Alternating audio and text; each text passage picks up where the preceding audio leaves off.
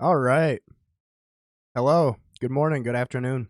My name is Jake Jones. Welcome to Out of the Woods, episode 5. Today, our guest is my brother, Wes Jones. What's up, man? Hey, not much. Hell yeah. So, we're kind of just going to go, I don't know, free form. Like we were saying before we started recording, it's just going to be pretty much how our conversations usually just go when we talk about life anyway. The title for this episode is You Can Never Go Home Again.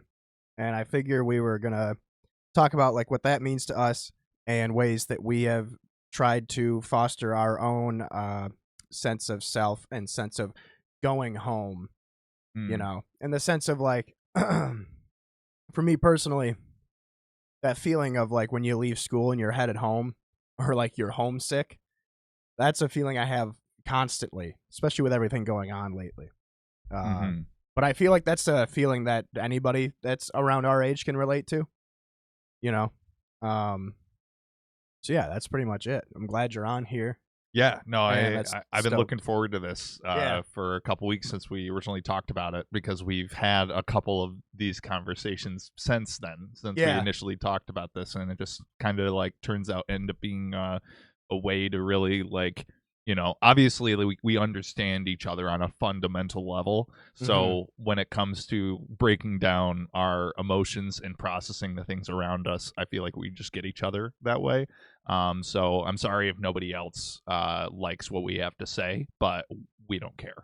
Pretty much, yeah. But, I mean, that is kind of how it goes. I mean, I was thinking that too because I was like, you and I have this way of speaking that like if people aren't around us enough, or even if they are, they're still just like, how is this a conversation? Oh you're no, having? yeah, it's just in and out of bits constantly. There's no in between. It just blurs. Yeah, so luckily this episode will be probably the most lighthearted and also maybe the saddest of the 5 so far. We'll see. And the funniest. Yeah. I don't know. But yeah, so I don't know, like for me, it was a thing I was struggling with just constantly, especially like, it was why I drank and drugged so much, was because I had that feeling of homesickness, And I think a lot of it comes from like growing up and thinking you're doing the right things and having guaranteed results, expectations. And, my sponsor always says that expectations are just resentments under construction, where it's like, okay, well, if I get good grades and I'm nice to people and I work hard, I'm going to be making 6 figures in 10 years. And that's not really how it goes ever. I mean, really, our parents thought we were being set up for success, but I mean, Yeah. this wages remain pretty consistent while everything else just exploded, and even more so recently, like in an exponential level. So it becomes harder and harder to realize that, like if you want that kind of future, it's going to take a lot more effort than your parents thought it would. And again, this is what when you're growing up is like everything you have ever known. I mean, the way that your parents teach you and like that level of guidance is something that you carry into the real world as like, oh, this is how you function. And when you realize that not everything that your parents or your guardians taught you works for you, you can kind of break off and become your own person. There might be aspects of that change your life forever. Like I always carry, I just mentioned to you yesterday, like my dad used to say, you take everything in moderation. I take that on a literal level to every single concept that I have, because I feel like it just gives you that level of balance. I mean, there's too much of a good thing is a bad thing in almost every scenario. So, if you break that down on like a conceptual level and apply it to more things, I personally have found it beneficial. Yeah, we lost him. There we go. Yeah. No, definitely.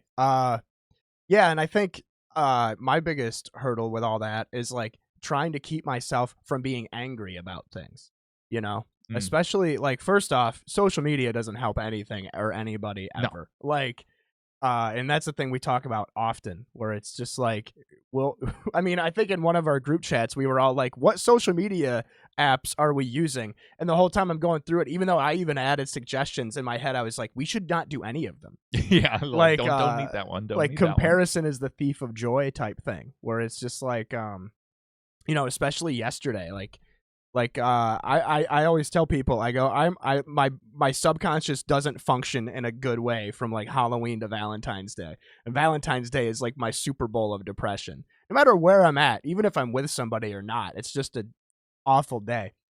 And yeah, just going back to like, okay, this like especially when you're stuck alone with your thoughts, like Chorizo is upstairs right now, you're just like, all Every right. waking second. Yeah. Yeah, you're like, all right, what's my next move? What's my next move? And you don't really feel like you get a break, I guess, because you're constantly just like, all right, all these plans didn't work. And that's part of the problem is like you have to be so active on a micro and a macro scale in your own life. You have to always be doing something or you're falling behind. At least that's the way I try to hold myself accountable. It's exhausting. It's really fucking exhausting to just have to like keep carrying yourself onto doing new things. But if you don't, you become stagnant. And I think that this is something that I've realized once I, found the importance of work-life balance and everything. And anyone listening that does not have work-life balance, I strongly recommend you take a second look at that, because like when you don't have that, it becomes so stressful on just your day-to-day and you don't realize it. It's just like you have so little control when so much of your time and energy is already occupied elsewhere. Like the problem is we live in a system where it's almost impossible to break that cycle. It's like okay, you want to survive on your own, you want to like go out into the world and pay rent and do all these things. Yeah, you're going to need at least 2 jobs. Or you're going to need to live with someone. Like it's not very people friendly. No. The system. It's No. it's very against mental health, and it makes me sick. But all you can do is push forward and try to improve your situation for yourself and others. Pretty much, yeah. I mean, I was just before we started recording, I was just talking with Anna about that, about how like, it's like, why stay in recovery? Why stay sober if I don't feel like things have gotten significantly or substantially better from an on paper standpoint? I get stuck on that all the time. Things obviously are better. They don't feel better. I think that's a big thing too, is I think humans operate on feelings rather than facts a lot of times. And like I look at everything that's gone on the past, 3.5 years, and I'm like, all right, all these things that have been going on are good. All these things I've been doing are good.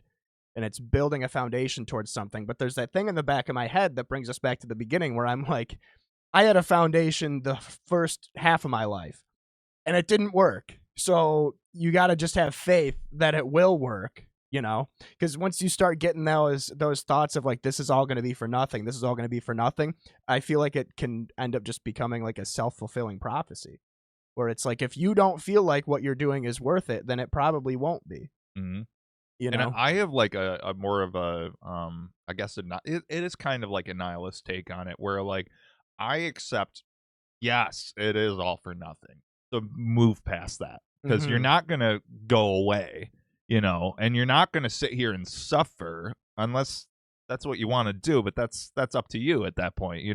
Like if you choose to exist, you should try to exist happily. And it is all for nothing. Don't get me wrong. My opinion is life is friggin' weird, and then it's over. And we're here for a short amount of time, and it sounds cliche as hell, but really just accepting that, especially these days, like, oh, what I thought was real is not really real, so I can only control what's in front of me, and that's okay. And once you understand that, and you can move forward. But if you don't accept that, it's going to constantly feel like you're climbing a mountain that has no top. Yeah, like you have to imagine Sisyphus happy, sort of thing. The guy that just pushes the boulder up the mountain or whatever. And yeah, and I keep going back to like this "you can never go home again" thing, and I mentioned it in a meeting, and one of the people in the meeting said like, you have to cultivate and foster your own home within. Because like the home that you're longing for, at least for me personally, isn't a place. I can go home, but it's not the. It's the different feeling. Oh yeah, no, You I know. see. The way I interpreted that when you first told me is like you can never go home again. Is like you can never return to this. The I don't want to say safety because not everybody gets to have a safe childhood, but like that level of homeliness, like the what you call home, Mm-hmm. whether it's like your childhood home or like the foundation that the principles your parents built you up on. Once you're on your own, you're following those guidelines. Sure, you might have some of that you carried through, but a lot of it becomes your own story. Mm-hmm. So like you're kind of making a foundation from scratch is how it feels. Yeah. Yeah. And then you get into situations where it's somebody like me that spent, a good dozen or so years just I wasn't awful. I was doing awful things, as far as just drugs and alcohol and just debauchery sin were concerned. But I think that was the trap I got into was like I think I was stuck thinking like, all right, it's gonna be fine, it's gonna be fine, it's gonna be fine. But it doesn't just become fine. You have to make it fine. Yeah. And that's not a thing I was really taught. I think Yeah. there's a lot of people in our in a situation similar to this where it's like you know, things don't just happen. And then that's where social media becomes a crutch because you don't see the work people put in to get the things they have. Mhm. Whether it's a minimal amount or a maximum amount, you don't see the effort, you just see the end result. So you're just sitting there and you're like, well, what the fuck? He just got a new car and she just got a new house and they just got a promotion and they just moved to Europe. And all right, when's all this going to happen to me? But it doesn't happen to you. You make it happen. Yeah. And I think that's the trap I get into where it's just like, all right, what's step one? Clean my house? Fuck. like, like it's it gets tough. It gets really tough. And I don't know, I just feel like there's a lot of people that feel this way. I mean, it doesn't matter the age either. I mean, I mentioned that the other day and there was about a dozen people in the meeting and all from, the age of like 22 to 62 that were all like, yeah, I kind of feel like that too. And it's like, well, what do we do? You just got to work. But then you don't want to work because you're fucking exhausted. And it's like, there's never really a time where, I think I love my parents, but they made it look so easy. Well, they were allowed to make it look. It was easy for them in a lot of ways, and Yeah. they probably hate me saying that, but it's not like.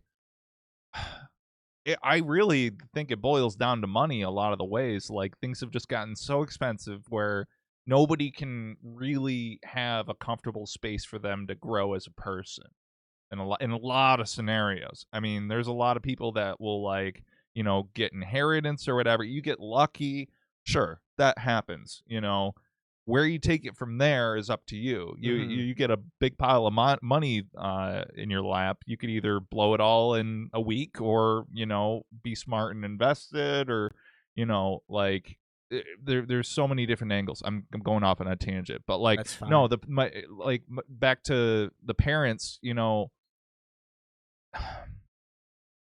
It wasn't easy for them, but it was easier for them than it is for us, I think Mm-hmm. is the way to put it. And that's just speaking like my personal experience generationally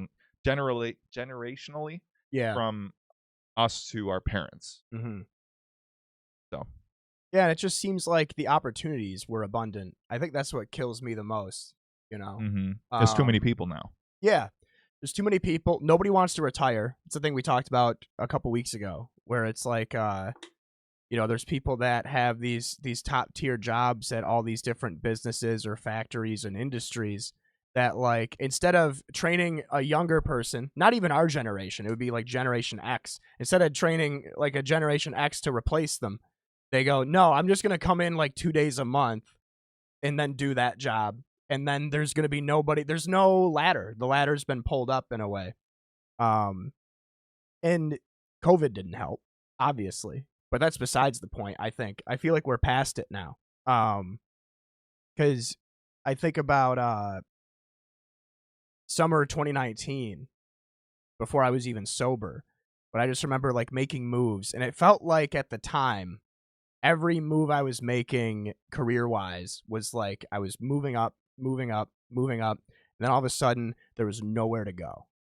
And it was like, well, your only option now is to get a degree. And it's like, well, I'm not going to do that, because there's very few people I know that end up getting, not only do they get the degree and a job in the field of their degree, but the job pays as much as the degree should entitle them to. Yeah. You know, I'm not going to name names, but there's somebody in my family that ended up getting a master's degree in their field. They make less money per hour than I do, and I'm uneducated with an entry-level position. And it's like, well, you know, is it going to be different for me? I don't want to take that risk. I think that's where it comes down to for a lot of people, where it's like, I don't really feel like taking risks. You know, my credit, not my credit, but some people, their credit's like, my credit's already shot. I can't move. I can't save money. Housing is insane. Like, I can't even, I look for apartments to move into all the time. And no matter how much I hate the place I live right now, to move would be financial suicide for me, because the amount that the rent and utilities would go up just moving down the street. You know, I want to get a car. That's a whole different fucking ball game. Yeah. Gas, all that stuff. So Insurance. It's just like, yeah, just it gets frustrating. You feel stuck. I feel stuck. I felt stuck for a while now. And I just want to go home. Like that's where I'm at a lot of the time. There's no way back. There's no way back. You know, it's the little things. And now we're going to get into the positive stuff. I'm going to try to. Home for me, when I'm with you, I feel like I'm at home. That's a real thing. Same. When I'm with Seth, most of the time, I feel like I'm at home. When I'm in Seth's basement, I'm right at home. Yeah. But like, so it's like little things, like fostering that, you know, being able to go back, regress a little bit, like stuff like that, you know, a just tinge of nostalgia every now and then, like that kind of thing. That's really all we have, is like echoes of home. You know, like you have references, you have like photo books of home, and either physical or figurative, where like you can recapture those moments, but there's really no way back. I mean, your parents are old or gone. You know what I'm saying. Like speaking to everybody out there, like it's just things are different now, and you got to figure it out. Mm-hmm. And that's the real shit truth of it all. Is like no one's really here to help you, and we're all gonna die pretty soon. So, and I'm not speaking the world. I'm saying everybody dies. But like, yeah. I don't know. That's about it. Just make the most of what you can. Yeah. Like do what you can.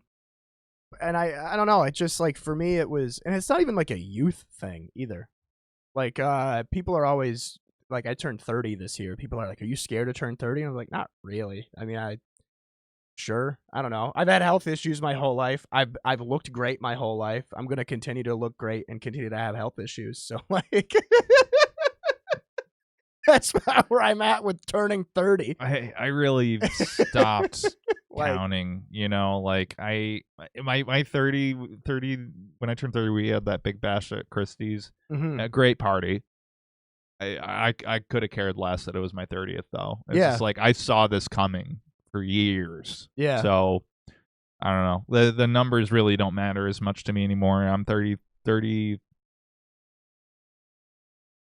I honestly don't even know how 30. old I am. I think I'm 33. 33. Yeah, I'm Are you 33. turning 33? Neither here nor there. Yeah, but I don't know how old I am either, to be fair. Yes, I'm going to be 33. I'm 32 now. Mm. So, you know, it's like I'm going to be 35 in a few years. I personally, I get why people freak out about that sort of thing, but I don't know. I'm like leveling up every year. It's just like, well, all right, maybe it's a level, you know. Except I don't get any perks. No, I don't get any skill points. nothing. No attributes. I just get to rot a little more. Yeah, like a little faster. Yeah, what the hell, dude? You start smelling weird. Yeah. Like you get like your body odor changes, and Dude, you're like, where does old? This is a Clear Shots topic, but where does old people smell come from? it's it's You actually probably know the answer to this. it's me. It's me. I sprinkle it on them while they sleep. Yeah. Yeah, I think for me too, I got to remember, like, there is a lot of people in our family and then like my extended family that like they didn't quote unquote get it together until they were almost 40. I mean, I think that's where the pressure comes from, where I look at like my parents or your parents or anybody's parents really that are from like the 50s, 60s, 70s. That's like, oh, well, they had the house, the car, the boat, the motorcycle by the time they were 29 or 30, you know. They had the career that they stayed in. I think that's the thing that gets me too, is like I always wanted a job that was going to be it. Like that was like one of my dreams. I didn't do a great job at fostering that last year, but that was my intentions, was like I wanted to have a job where that's the place I go to for decades, cuz that guy or girl at those places, we can both think of like 3 or 4 of them just from the place we worked at together. That's like, I want to be that guy eventually. That's not really an option. It's only an option in certain fields, and that is becoming slimmer and slimmer as the years go on, as more entry level positions are created and more positions are taken away from AI, which is a real thing that has been coming for a lot of jobs in the past few months, especially. But like, yeah, I don't know. I mean, like, it's really tough because you could. It's like the lead writer for Bethesda that waited forever, and he wanted to be the lead writer for Bethesda. He worked for them for like decades, and then he finally just quit because he didn't like the direction things were going, and somebody else got his promotion. It's that kind of thing where it's like you're not entitled to it. There's no guarantee you're gonna get it. It's just you hope for a long time, or you get lucky, and I hate that. I think there should be a lot more opportunity for people, and you know, any resource that people have. You know, when I run into a resource where I'm like, oh, this could help a lot of people, I'll put 2 out there right now. Oswego County Federal Credit Union, we have a Helping Hands. Google that. It's a great way to look up like a bunch of programs for your family, for yourself, your personal health, your mental health. They'll search like everything, any benefit, government, statewide, whatever that you could qualify for. Super cool. Same sort of thing with rewiringamerica.com. They look up like a ton of stuff that is super, for whatever reason, just wicked impossible to nail down on the New York State website for energy grant programs and everything. And I'm just like, why do we have to have these third-party programs that aren't like part of the government at all? They're just people that want to do good things for people and make these tools so that way people who need the help can get the help. Like, why are we in a system like this? I'm getting worked up now, but like it's just frustrating to me because like it all kind of aligns with what we're talking about, of like you have to find your own way. No one's going to fucking help you. You're going to get advertised a credit card. You're going to max it out. You're going to not understand how the payments work. You're going to let it go bad, and then it's on your credit for 7 years. I mean, forget about it. Like, it's just no one's going to teach you how to do this stuff, and you have to literally understand that and be like, okay, I got to vouch for myself. I have to use the resources in front of me and do the work, because no one's going to like show up out of the blue and take my hand and bring me to the top. Like, it's so cold and hard, but it's a necessary truth. Pretty much. Because of how our society operates. That's why I gravitated, especially in recovery, that's why I gravitated towards the church and the 12 steps of AA, because it's not people holding your hand and guiding you step by step. It is, if you think of it that way, maybe, but like mostly it's like I spend several hours a week in a room with other people that have the same afflictions as me, and we all go, hey, this is what's going on. What did you do? What did you do? All right, I tried this. It didn't work. You tried that, and it kind of worked. Well, let's try this idea and this idea. And it's like, it's funny because I'll be sitting in a meeting, especially now, because when I started the show, I wasn't going to meetings. But now, I'm back in, I'm locked in, and I'm sitting there, and I'm like, this should just be a normal thing where you just have community. And that's also gone. I think that's what community is. I think you just define community. Yeah, I think that's why it's so important, because like it's like life hacks and things like that. Like that's where I find the reason I got engaged with social media, and part of the reason I will still go on, but like I really am trying to distance myself these days. But like things like that, where you're like, people, oh wow, somebody has this thing that their grandpa taught them like 20 years ago that they've been doing their whole life, that's like infinitely better than anything I've been doing my whole life. I'm going to adapt that and make my life better. Like I think there's a lot of there's broad concepts that you could apply that to. for sure. And I think it really boils down to community. Yeah, I think you're dead on there. and I think we're not going to get into politics. We'll do that for the next show. But like COVID and politics just did not help. It kind of severed community for a lot of people, or made it seem hostile, because I can be around anybody in the world for an extended period of time. In my opinions, whatever. But like, it comes down to people that turn everybody wants something to blame, I guess is what I'm getting at. They want to blame something other than themselves. But I guess I'm too good at that to a fault, where it really brings me down, where I'm like, oh, well, I'm in this situation because I did this, and I'm about to be in this situation because I did that. And there has to be a balance of like being like, I only made those decisions because of the circumstances I was put into. For sure. Yeah. Like, but yeah, I just want to go home, and especially lately, like it's really bizarre everything that's happened just the past like 6 months or so, where I'm just like, all right, what's my safe space? Where's my security? Where's a place where I can go and foster the good thoughts? And I think a lot of people are missing that. I think a lot of people are missing that without even realizing they're missing it. And this is where I bring politics into this, because I'm like, that's part of the problem with the system. Nobody has time to slow down. Like that's why it's not easy anymore. It's just like when you have one job, it's okay if you like the job, but most people don't like their jobs because they don't have the guidance to get to the job that they like, and then they have to work another job on top of that. It shouldn't be that way.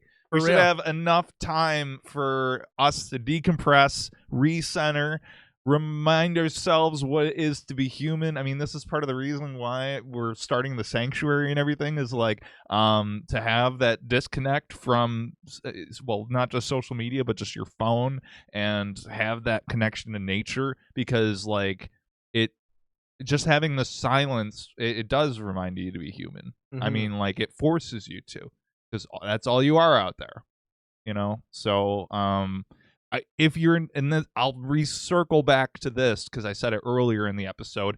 If you're not prioritizing your time and making sure that you're at least making an effort to be happy, whatever it takes, you know yourself better than anyone. You know what's in the way. Do something about it. Like honestly, like it's you're way too important, and our time is way too finite for you to be twiddling your fucking thumbs. Do something for yourself and make your life better. That's an order. For real, though. For real. I mean, that's the kind of guidance that got me to where I am. Was just like, what? So you're just going to be drunk and high all the time? You hate being drunk and high. What are you going to do? And then, eventually you're like, all right, shit, I got to fix this. Then you do it. And then you get to the next point, And I like you mentioned the thing about the job, because I used to have to work 2-3 jobs at a time. And I was happier, but not. I wasn't happier, but I felt happier. But it's because, like you said, I didn't have any fucking time to think about the shit. No, you had on. money. You had money, and therefore you had less stress on your plate. Yep. Sure. But I had no time for anything. Was working 8 to 10 hour days, 6 days a week between both places. And then Sundays was like a coin flip of if I was going to be working all day or not. And that's what kills me now. I'm still trying to get used to it now that I'm back to 9 to 5 Monday through Friday. Of like, I hate Saturday. Saturday is my least favorite day in the world. Because Sundays, I'm usually here.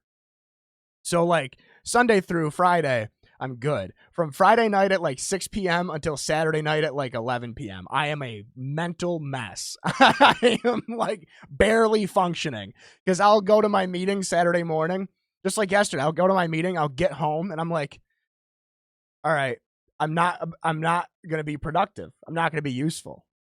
Like, I just don't feel productive or useful unless I'm making money, which gets us back to the whole system that we're placed in. Yeah, to me, that I interpret that as you've been conditioned by work so much that you can't decompress. Nope. This helps. Video games help. Discord conversations with you and Seth and Zamaya and everybody else, they help. But, like, there still isn't, like, a, unplug situation. Maybe I'll go to the sanctuary. That'll be dope. I think you're on your path, figuring it out. Because I think you having this time is a new thing to you still, like still, yeah. Because even back when you were smoking regularly and you weren't drinking, you still had that as a vice. So I mean, like that becomes your. I mean, it becomes your activity. Like that is your happy place. But when that controls your entire happy place, it kind of blurs the lines. For real. So yeah, I mean, it's interesting for sure. I think you'll get there, man. I mean, it really, like, I think you're not even 30 yet. Like I can't wait to see where you go. Same. Like, seriously. Thank you. Yeah. Yeah. And I think, death doesn't help. Like, just right. to throw that out there. Like, for sure. That's just been nonstop. And just like,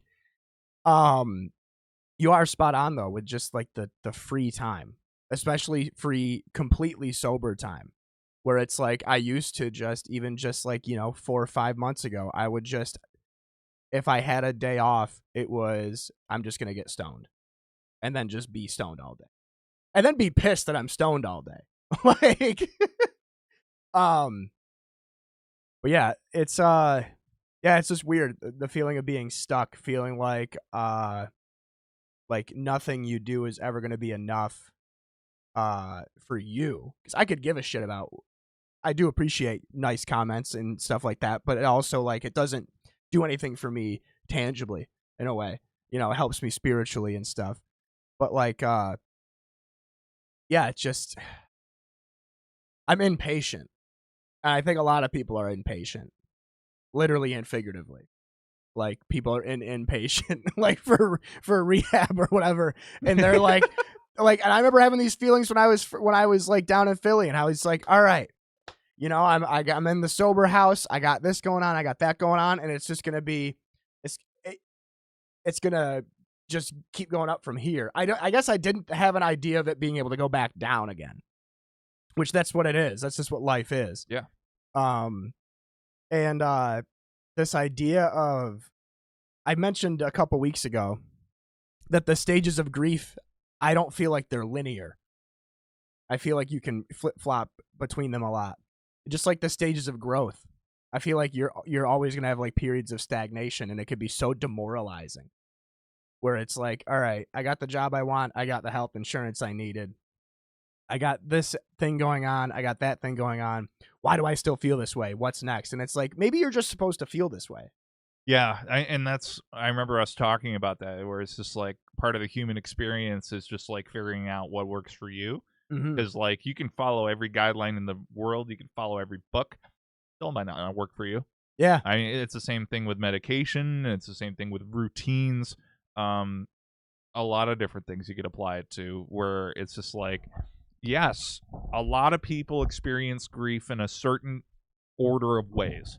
That absolutely does not mean it's going to happen that way for you. So, you just have to remember that, and you have to be conscious. And I think this is a big thing that we've talked about a lot in the past that I think is important to talk about on this show, is being honest with yourself is one of the hardest things ever to do, because nobody wants to be honest with yourself. I mean, like you want to lie to yourself about like even minuscule things where it's just like, oh, I'll be okay. You know, like that's not gonna hurt. This is gonna be fine. You know, I can smoke another pack of cigarettes. Whatever your vice is, like it doesn't matter. Like it's to sit there and be honest with yourself and be like, you know what, I got to start thinking about the short-term and long-term ramifications of this very small decision I have to make in my life. Like that's the kind of dissection it takes to really be fully present and being able to take control of your life. And I still think it's unobtainable, like to the highest degree. Like it's a constant fight to try to be that present and honest with yourself, where you know you're making the right decisions just because you're following your gut and you're being honest with yourself. Yeah, and like, who's to say what the right decisions are? That's where I get stuck a lot. You know, you're not going to figure out until you try. So it's a lot of risk taking. It's a lot of gambling. I tell people all the time, I'm not really a gambler, but I gamble on everything I've ever done, like whether or not it's going to work for me, you know? But yeah, it's just, it's tough. And, I think for me and a lot of other people, we didn't think it was going to be this tough. I felt our parents didn't think it was going to be this tough. No, I had a conversation with my grandma a while ago. And even she said, she goes, I can't imagine how hard it is to be somebody in your generation. And like, that meant a lot to hear from somebody that, did absolutely work her ass off. Whether it was easier for her back then or not would be beside the point. Like, this woman absolutely worked her fucking ass off to get where she is. And to have her be like, I don't think I could do what I did if I was your age. And it's like, you kind of can't. Those options aren't there. Just in terms of like investments you can make, different industries that are booming. I think that's the thing that I feel stagnant about too, was like, there's not a lot of, there's not like cool, like, it's going to sound so childish, but there's like not cool shit that I look forward to. Like, goes back to like the little things. Like, we were talking about like getting new guitars and stuff on the way over here. But I was like, man, it had to have been so cool growing up in like the 60s, 70s, 80s, 90s and seeing all this innovation that you could be excited about. And now it's like we have AI now, which like everybody is just like, everybody hates it. Like, I don't know. I know people that use it and people that think it's no big deal. That's whatever. But just the idea of the AI, it's an industry that's taking over that I don't hear anybody being excited about. They're just waiting for it to crash. It's so tough. I have more negative. I think I have more negative things about AI to say about positive things. And for a lot of it, it just comes down to like the environmental / economic effects are disgusting. You know, like the amount of the world just hit. Apparently surpassed water bankruptcy from all the water being used to cool the AI data centers. Don't know what that means. Can't be good. No. And just we're seeing it already. I don't know. How's your power bill been the past couple months? It's been a nightmare. Yeah. It's been a genuine nightmare. It's been like literally we're seeing the way that they've ramped up AI production and the way that those data centers are sucking up power. I think, especially because we're right on the lake and they use the water from the lake to cool down their power, their centers. That is directly affecting our power bills. And they're saying, well, power is more expensive now because it's more limited. So how is that great for us? I don't know. I'm pretty sure that's just going to kick a bunch of people out of their homes is what's going to happen. And the good things I will say, generative AI also is really bad because of how much power it uses. But text-based AI and some of the jobs that it can take that are like menial or frustrating for a human to experience, that's a place for it. I think that it does have a place. But it can't destroy the world and the, like, small family economy while we build that. Like, there has to be a bridge. You can't just go 0 to 100, because that's what we're seeing. So, I that's where I'm at, where I do understand there's I still have a use for it. I use it to make recipes for cooking and shit. Like, I think it's really helpful, especially when you're like, oh shit, I don't have this, or you have to adjust your cooking on the fly.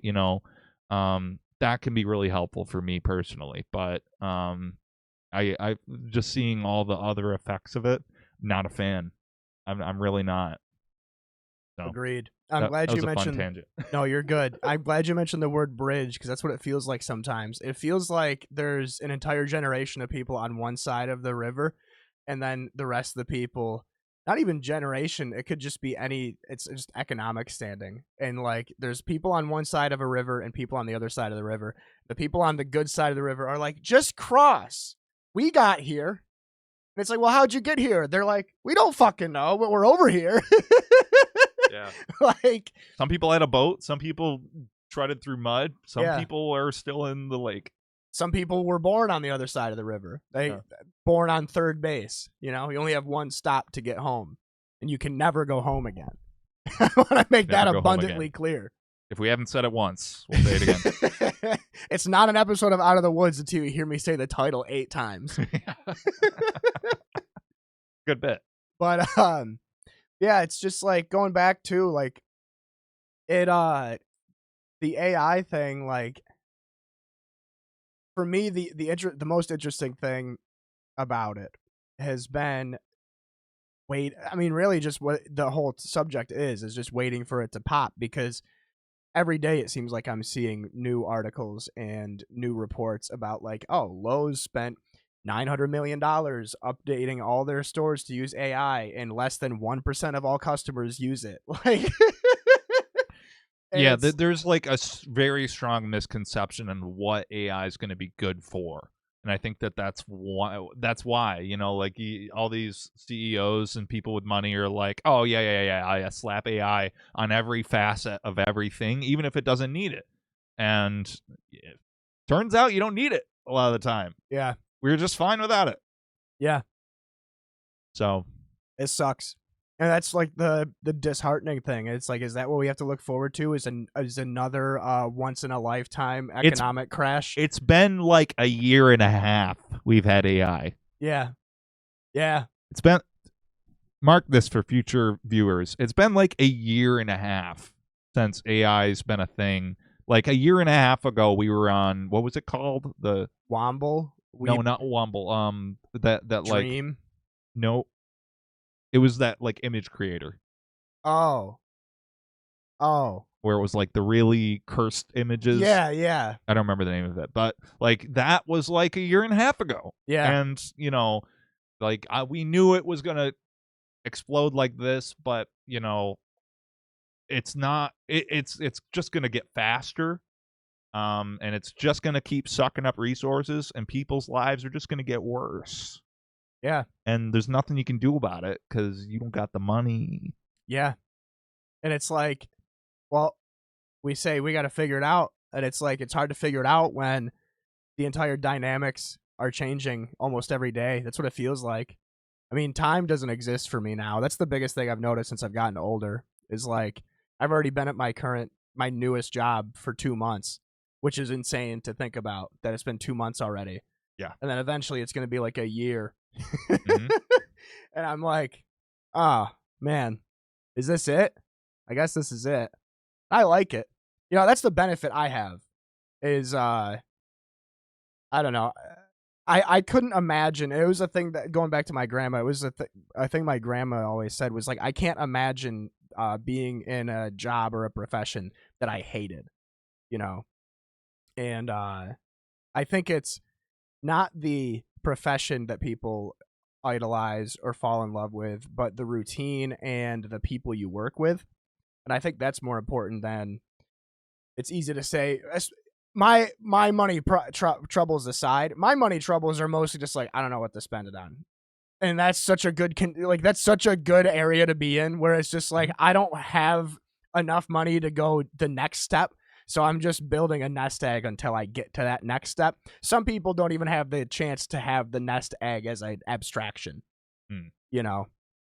And I kind of am just rambling now, but like being able to do something to support yourself that doesn't make you want to die, I guess would be step one. Yeah. I mean, and I've done it all at this point, you know, healthcare, food service, customer service, the financial sector, and now I'm in manufacturing again.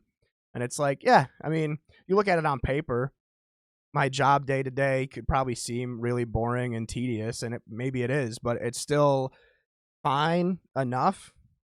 And I think that's the biggest, like, if I had any piece of advice for anybody, it's like, find a job that you can enjoy enough. You know, I don't think people in our age, demographic, generation, whatever, are ever going to be able to have a job where they're like, yes. A very few amount are. Yeah. Because they got lucky or they knew what they wanted, which they're very lucky to know what they want. Correct. Because you think you know what you want, and then a lot of the time you go to do it and you find out either it's lukewarm or you don't like it. You know, that's the thing for me is like I look at a job as like a pros and cons list a lot of the time. Anytime that cons list outweighs the pros, you're out. Get out of there. There's no point of you sticking around where there's one more con than there is pros, because it's just going to offset the rest of your life. Yep. You have to have either an even balance or more positive to say than negative about what you do and who you work with and who you work for. And you know, this is where it comes back to being honest with yourself. You know what you need. You just have to be honest with yourself. Is your job, does it bother you that your boss is a bad person? Yes. Probably not worth working for them. I think it really is a reflection of your self-worth. How much do you matter to you? Because like, it's only you that's going to vouch for you. So what are you going to do about it? Yeah. And I think a lot of people are scared like of self-advocacy. People were trained to be afraid of self-advocacy. It was kind of ingrained in a lot of our culture. And that was something I struggled with too. I struggled with more before. But yeah, no, that's my point. Yeah. No. And I think it's like a lot of the times too, it's, I mean, even for me, like the pros for me are the pay is good, the benefits are good, it's close to home, I like the people I work with, I like the people I work for. That's enough. That's a lot of positives right there. And like you have to like really, there's an exercise that I did when I was in recovery or in rehab, where it was called the something window. I really should have looked it up before we got it. The Secret Window. Great movie. Yeah, wicked good. Where it's like you have to write down who you are, who you want to be, what you have now, and what you want, and how you can get there. And it's this. Maybe I messed up the exercise, but really just take like an hour if you can. Take an hour and just like really just write down like, okay, this is what I have. This is what I like that I have. This is what I don't like that I have. How can I make the like bigger? Like just like the pros and cons thing. How can I make the pros of myself and what I'm about outweigh the cons? And if that sounds stupid to you, figure out something that works for you. Yeah. Not everything works for everybody. Because like, you know, we can talk about how pros and cons lists changed our lives. Somebody could be on the other end and be like, I tried that like 5 times and it's never worked once. It's because you're just using the wrong method, dude. It just doesn't work with your brain in the way that you learn, the way that you interpret everything. And that's part of the human experience. Welcome to being unique. Yeah. It kind of, I don't know, it seems like we could be coming across like really bold, but like that's kind of how you and I ended up getting to where we are. Is just like you have to take risks, like, and you also have to, going back to the honest with yourself thing, you also have to be honest with everybody around you. Yeah. Like I think that's effectively being honest with yourself at its core. mhm. Because anything that comes out of you, behavior, any words that you say, up to you to make those decisions. So, are you going to be honest with yourself? Or are you going to change the way you behave around people to, make them see you a certain way? Mhm. You're not being honest with yourself. And it's funny because I was talking to you about it yesterday, but Friday I watched and this one of the things I like about my job is I can just throw earbuds in and listen to podcasts or whatever. But I watched or listened to a 4-hour long dissertation on Red Dead Redemption, and I trust me, this point's gonna be good. But like the whole point of the story is like coming to terms, especially with specifically with the second one and the first one too, but like coming to terms with the bad things that you've done and making the effort to try and fix as many of those things as possible, with the realization that you aren't going to be able to fix all your mistakes, but you are going to be able to go forward and keep mistakes from happening. And there's a quote that is in the game that I love, and it's when Arthur at the end of the game is talking to a nun. And he goes, I just don't know what to do. He goes, I just don't know what to do. And she goes, take a risk that love exists and commit a loving act. And I think it starts that small. Like, even if it's just like, it sounds so cliche, but it's like, even if it's just something like helping somebody with their groceries. Like, I go to Big M a lot. If I see an old fucking person walking out of Big M, before I go in the store, I'm like, hey, do you need a hand with that? Take 30 seconds out of your day. You have somebody come up to you that you haven't seen in a while, whether or not you're stoked to see that person or not, act like you're stoked to see them. Like Sure. You might make their day if they can go home and be like, oh wow, I just ran into Jake or Wes today. They were really happy to see me. That's really nice. And it's like, that's the level of risk taking I'm talking about. Don't do what I did and like quit your job and pray there's people hiring. Like, that's the risk that you shouldn't take. Because I got lucky. I got very lucky. But like, take a risk and believe that love exists, and just try to do good. I mean, it sounds so cliche, but like, that's all that's really worked for me so far. The 12 steps, and you try to carry yourself, carry your principles through your day to day.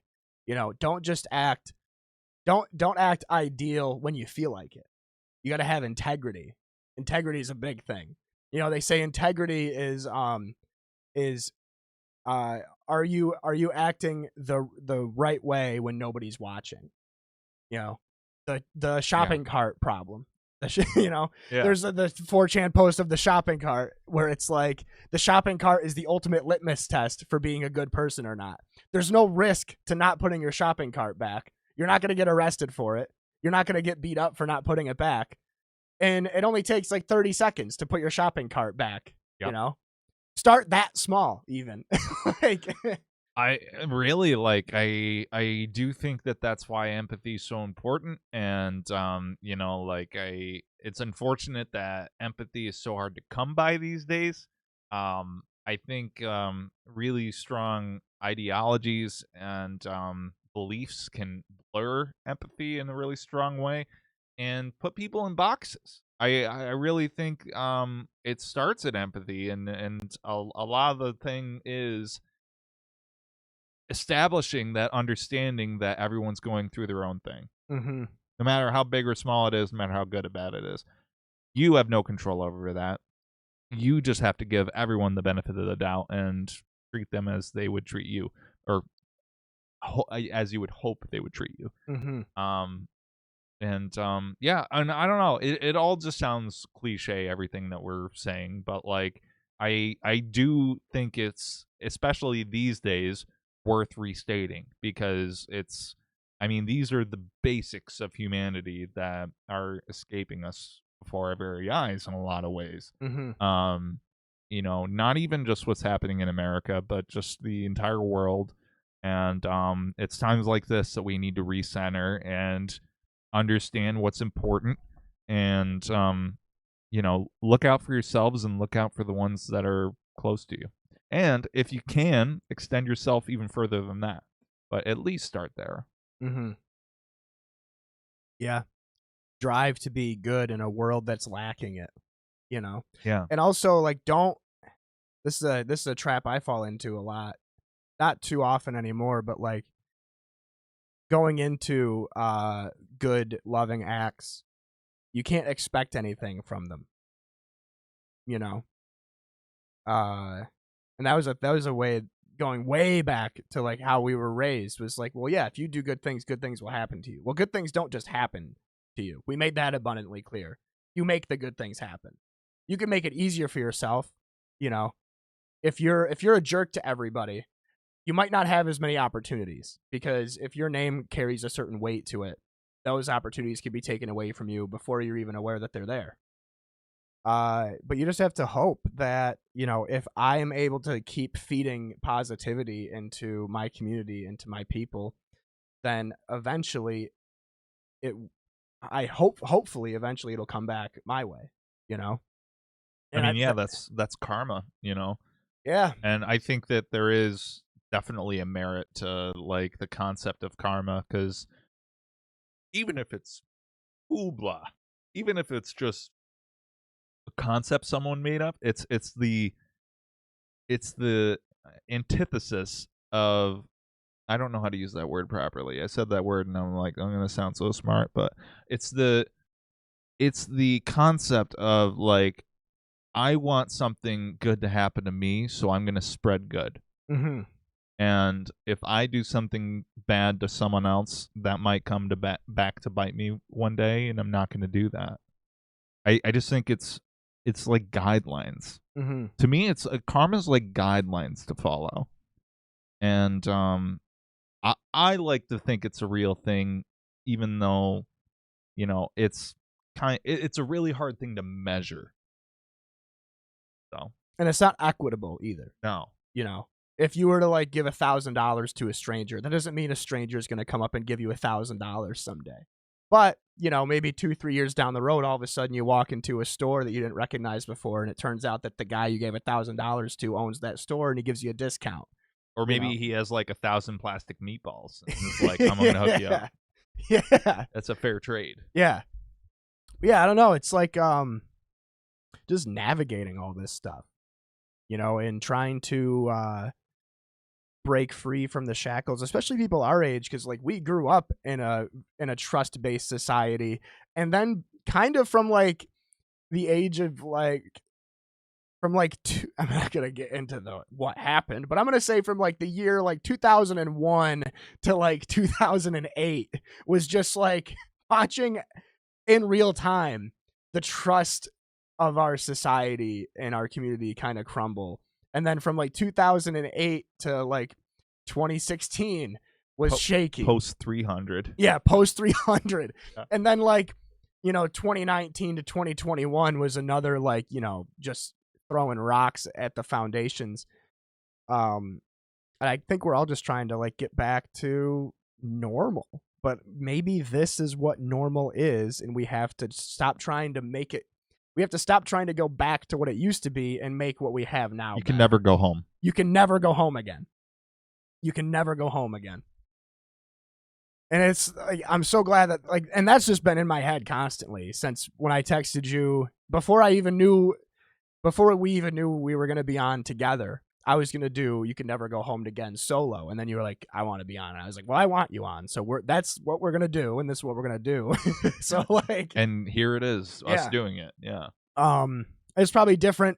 People, the last two guests were people in recovery, but I feel like recovery can also be, you could be recovering from anything.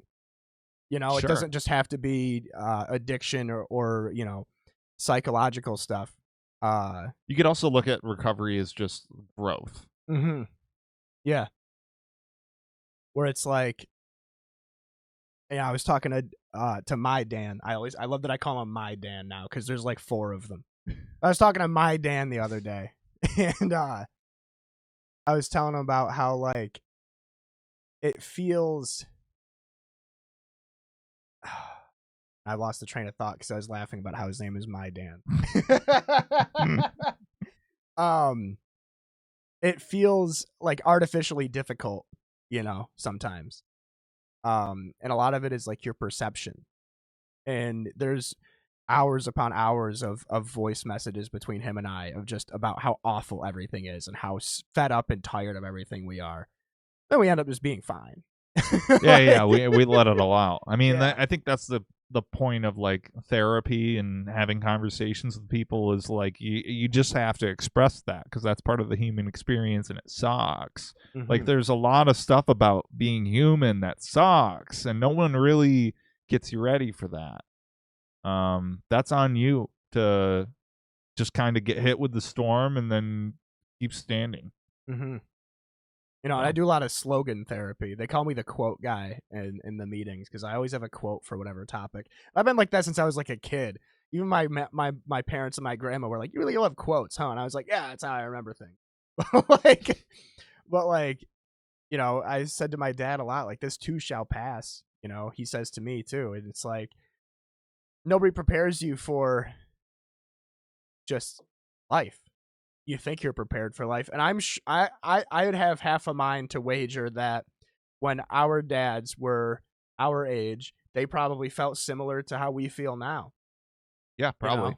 And they figured it out, but the just the way you have to go about it is so different. It just seems artificially difficult. It feels like everything is working against you, maybe because it is, but it isn't everything. You have to make sure you aren't working against you at the end of the day.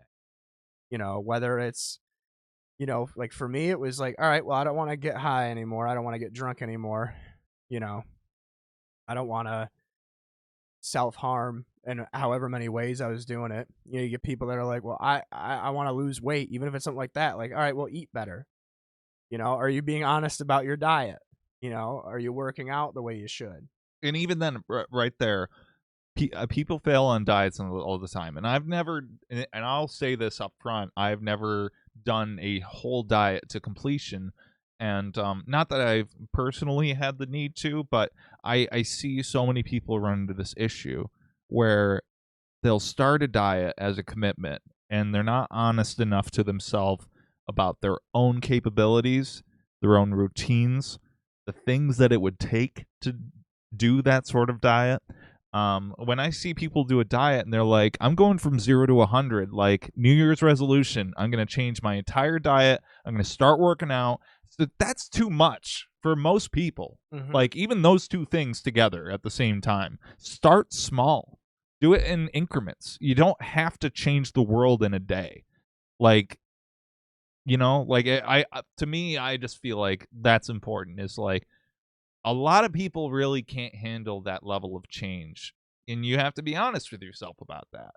Like it takes growth. It takes stepping stones to do a lot of those things that are difficult.